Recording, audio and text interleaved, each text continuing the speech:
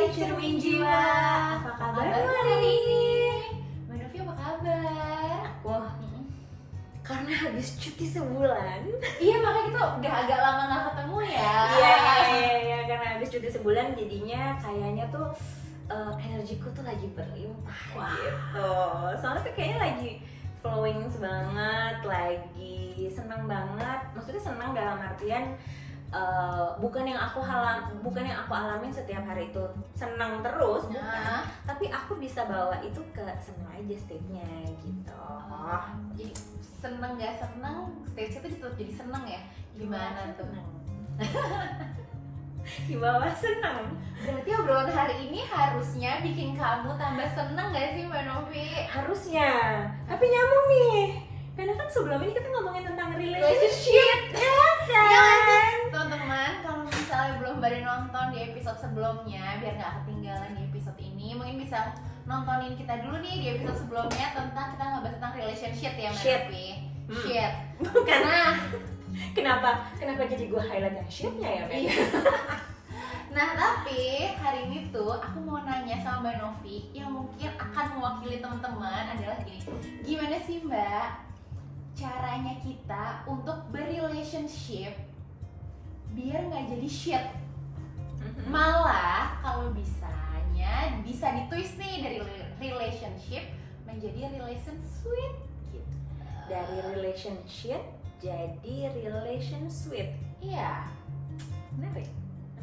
Menarik diksinya ya, menarik. Tadinya shit jadi sweet. Oke, nontonnya tuh gak enak banget, bau banget, nyebelin banget soalnya jadi gitu. Tapi sebenarnya kita butuh loh. Apa relationship itu? Iya. Emang kalau Jenny nggak buang air besar? Nggak bisa Nggak bisa ke dokter kan? Iya. Dan itu tandanya harus diapain? Harus dibuang. Dibuang. Di unloading ya. Iya. Namanya kan juga apa ya? Something yang mungkin nggak kita butuhin. Jadi ini kita butuhin, tapi nggak kita butuhin gimana tuh? Tapi kita butuh ya yang ngerti kan? Iya. Pasti teman-teman ngerti dong. Ada dualitasnya nih. Iya. Kita butuh, tapi penting penting dalam hidup ini, ya dong. Siapa yang nggak akan ngalamin banget? Misalkan istilahnya gitu ya. Iya.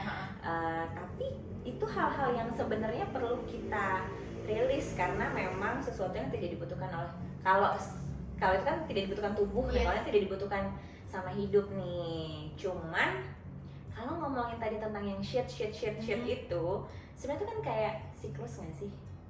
Yes, bener kan? Siklus kayak gini deh. Aku yakin nih teman-teman yang ada di sana semua yang lagi dengerin, lagi nonton itu pasti udah hafal sama siklusnya untuk buang air besar.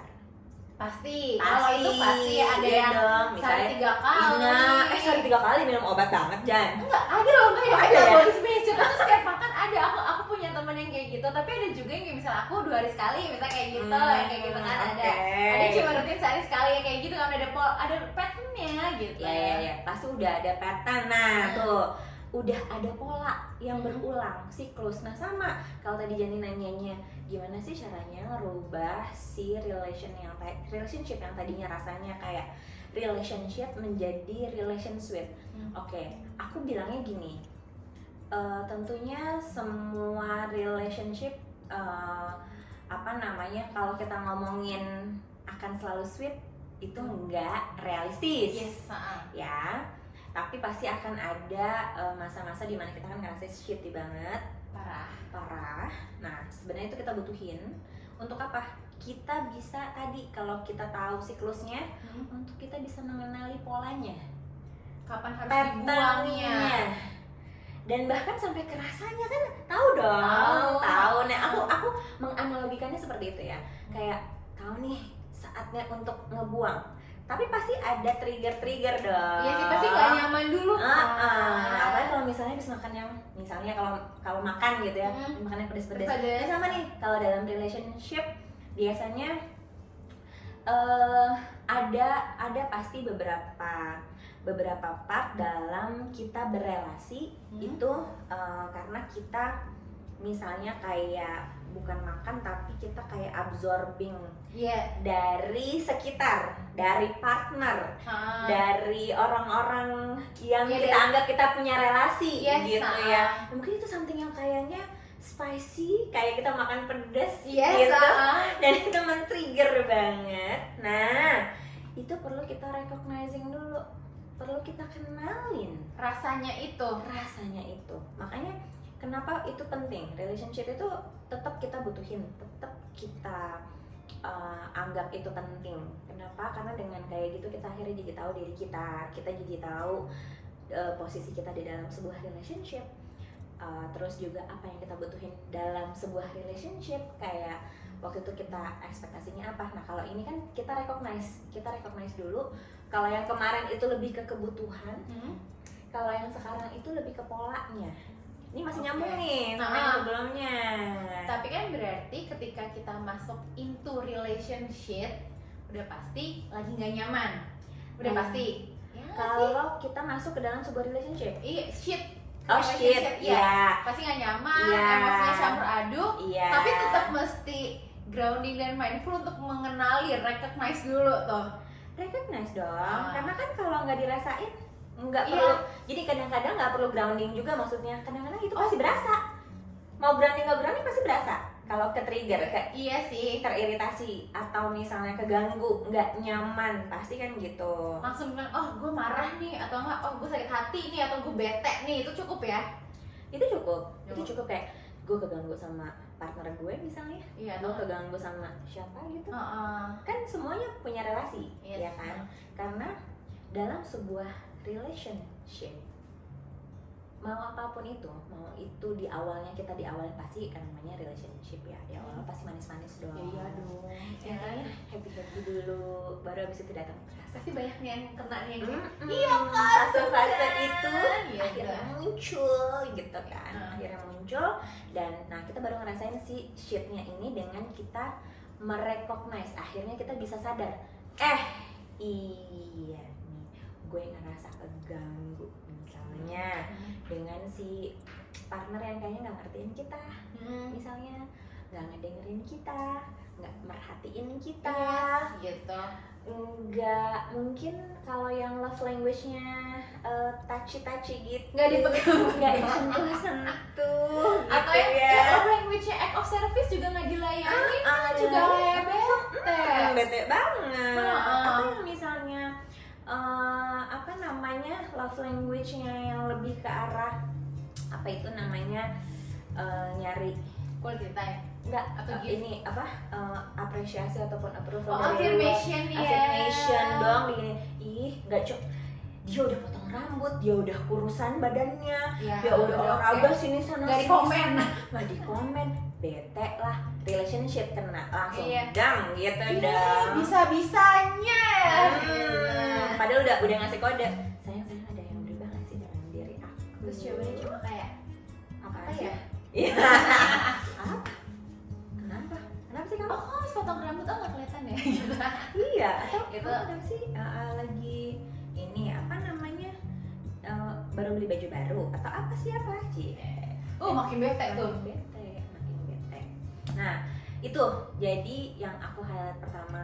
Kalau tadi Jani nanya bagaimana sih dari relationship bisa jadi relation sweet, aku highlight dulu si recognizing ini, karena begitu lo nggak kenal emosi yang lo punya dan lo cuma uring-uringan doang, percaya deh kamu nggak akan ke tahap selanjutnya, kamu nggak akan ke tahap ataupun proses ataupun stage yang berikutnya, which is ketika kita udah kenal, apa yang perlu kita lakukan?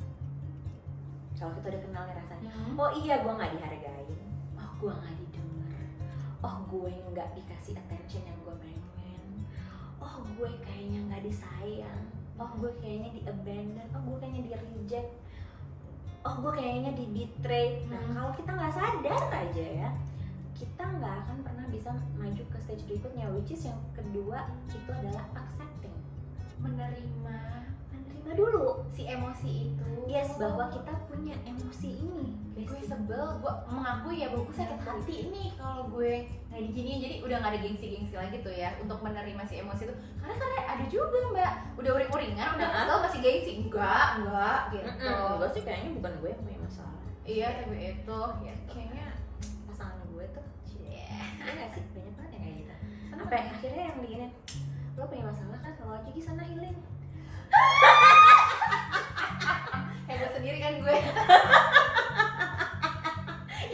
Iya nggak? Banyak loh Besti. Jangan salah, banyak banget. Kayaknya.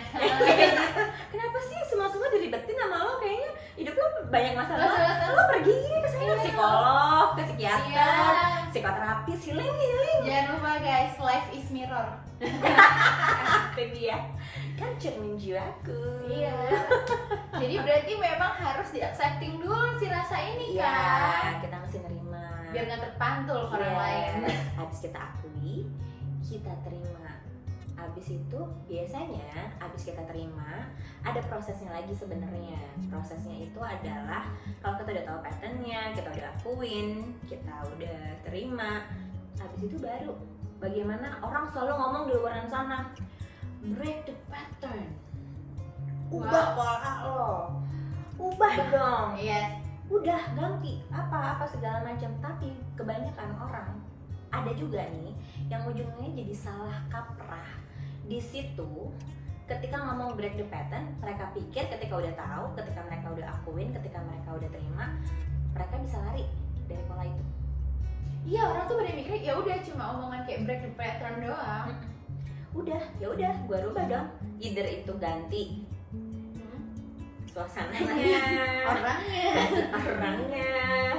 Percaya Besti, lo mau lari ke ujung dunia pun si pola ataupun pattern itu akan terus mengejar lo, ataupun lo akan temuin di setiap relationship yang akan jadi shit Selanjutnya ya. selanjutnya, mau dengan tema yang berbeda, mau dengan orang yang berbeda, mau dengan masalah yang berbeda.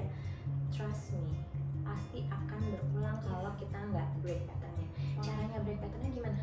Nah itu, karena menurutku sendiri pun gini, mengenal pola itu hal yang mungkin maksudnya gini, kita memang mesti tahu banget tentang diri kita kan, baru kita tahu polanya. Karena nggak semua orang sadar akan pola hidupnya, Tuh dia. ya kan?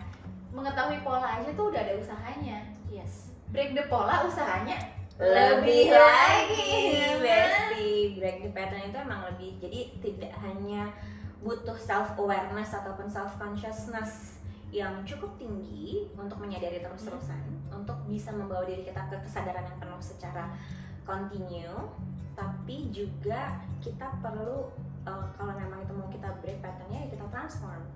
Jadi transformingnya gimana? Kan maksudnya ketika kita udah break the pattern pasti kita menjadi transform kan? Cuma apa sih yang detailnya bisa kita lakukan untuk break the pattern itu, strateginya itu apa aja sih mbak? Si break the pattern transformingnya sebenarnya. Jadi kuncinya sebenarnya ada di si transforming ini. Jadi kayak mengakui, menerima itu udah kayak berapa persennya proses untuk healing dari apapun itu yang pernah menjadi lukamu dalam sebuah relationship, yang pasti biasanya tuh awalnya akarnya itu ada di masa-masa yang dulu-dulu. Nah, transformingnya itu lebih kayak gini, lo udah tahu nih polanya kayak gini gitu ya, lo akan mengulangi pola yang sama meskipun dengan karakter yang berbeda, rasanya sama, akhirnya lo punya pilihan. Secara sadar lo punya pilihan untuk apakah misalnya isunya tentang abandonment. Contoh, ditinggalin dulu, pernah ditinggalin, akhirnya setiap kali ia punya relationship dengan siapapun yang bikin dia yang bikin relationshipnya itu jadi relationship itu karena dia punya luka abandonment misalnya ya. Nah, luka abandonment yang paling nyata dan paling terasa efeknya apa sih? Yang paling ditakutin? Tinggalin kan? Ditinggalin. Efeknya apa ketika dia ditinggalin? Sebenarnya yang paling dia takutin apa sebenarnya? Sendiri ya? Sendiri. Berarti cara untuk transformnya adalah lo perlu menjalani si kesendirian ini. You accept it. ya kan? You recognize that you fear of being alone, you fear of being abandoned. Berarti menjalani ketakutan juga ya? Iya dong, namanya fear. Fear, emang responnya cuma dua, either low fight or low flight. Fightnya bukan lo hajar habisin, tapi dihadapin bestie. Bener-bener lo hadapin ketakutan lo itu supaya dia tidak lagi jadi something yang menakutkan buat lo, karena ternyata ketika lo sendirian Fine gitu misalnya. fine, totally fine, sambil dikasih pengertian ke dalam diri lo, karena pasti ada emosi kan ketika lo lagi sendirian itu, ngerasain gak enaknya dan kesepiannya mungkin. Iya, kan? satu lagi ya, kalau mau ngomongin tentang menghadapi kesendirian itu, jangan pada saat state lo lagi happy. Ini buat aku deh. Enggak, itu buat gue juga, maksudnya I face it gitu, gue hadapin. Yang tadinya tuh dulu gue kayaknya gue paling gak bisa sendiri, karena gue pernah punya luka misalnya, ditinggalin sendiri. Nah itu benar-benar gue hadapin, dan gue ngehadapinnya bukan pada saat gue lagi senang, karena kalau gue lagi senang ya state-nya pasti akan happy terus. Mau lagi sendirian jadi gak dibawa happy, tapi ketika lo lagi bener-bener di situ, lo bener-bener hadapin sih kesendirian itu dan kasih pengertian ke diri kita, terutama ke si jiwa kecil yang ada di dalam diri kita, ke inner child kita. Jadi ini masih nyambung nih sama inner child ya. Jadi dihadapin sambil kayak kita kasih penjelasan gitu loh, Jan. Iya. Nggak apa-apa kok, kamu sendirian. Iya. Ternyata kamu bisa. Kuat kan? Kuat, nggak kenapa-napa kalau gue sih gitu tuh. Itu kan misalnya what you fear the most, misalnya bahwa gue bakal ditinggalin sama orang yang gue sayang, orang-orang itu nggak akan peduli lagi sama gue. Nah ketika orang-orang itu nggak ada, the only person that you have is yourself. Iya. Orang yang akan paling mencintai lo itu adalah diri lo sendiri. Nah ketika lo udah ketemu itunya tuh, mau lo berrelationship sama siapapun, lo menjalin hubungan sama siapapun, lo nggak akan memberikan atau ngeput tanggung jawab untuk ngebahagiain diri lo itu ke Orang lain. Karena kebahagiaan karena lo udah terpenuhi sendiri. Kalau bahagian kita kan memang tanggung jawab kita. Kita itu udah dibahas tuh dari yang sebelumnya. Sebelumnya ya kan, jangan kayak aku nggak makan nih karena kamu nggak nanyain gitu. Nah, Jangan kayak gitu. Mas banget sih kayak gitu. Gokil, itu sih bisa kurus kering ya sih? Kurus kering ya. Oke, jadi itu tadi kuncinya. Jadi recognizing atau kita aware, kita kenalin, kita terima, habis itu kita transform. Begitu kita sudah transform, kita hadapin, percaya deh patternnya tuh pasti berubah. Habis itu perspektif kita terhadap orang lain dengan siapapun kita berrelasi itu juga berubah.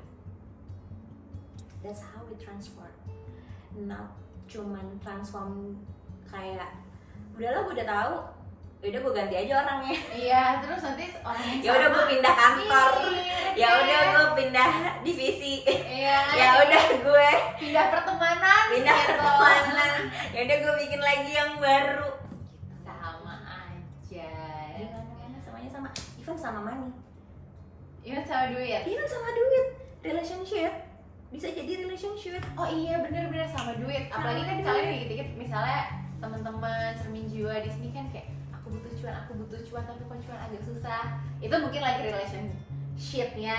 Ada juga mungkin cermin jiwa yang sama duit kayak gue baik-baik aja datang mulu nih gitu. Itu mungkin relationship-nya. Tapi kita jangan bahas itu sekarang dong Mbak. Jangan Novi. bahas itu sekarang, kita keep buat minggu depannya. Yes. Gimana? Setuju nggak?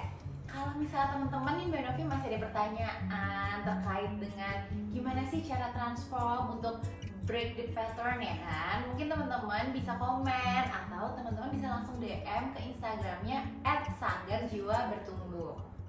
Bisa nanya apa aja boleh ya, bebas ya. Boleh. Atau kalau misalnya benar-benar nggak tahu, butuh difasilitasin untuk misalnya ngetransform tadi si pattern-pattern dalam relationship yang tadinya rasanya shit banget, atau yang tadinya merasanya ya tadi si relationship biar bisa jadi relation sweet, bisa datang ke Sanggar Jiwa Bertumbuh juga Pak teman-teman. Oke kalau gitu teman-teman, hari ini thank you Mbak Novi untuk sharingnya. Sama-sama. Aku juga makasih banget. See you next episode. Bye.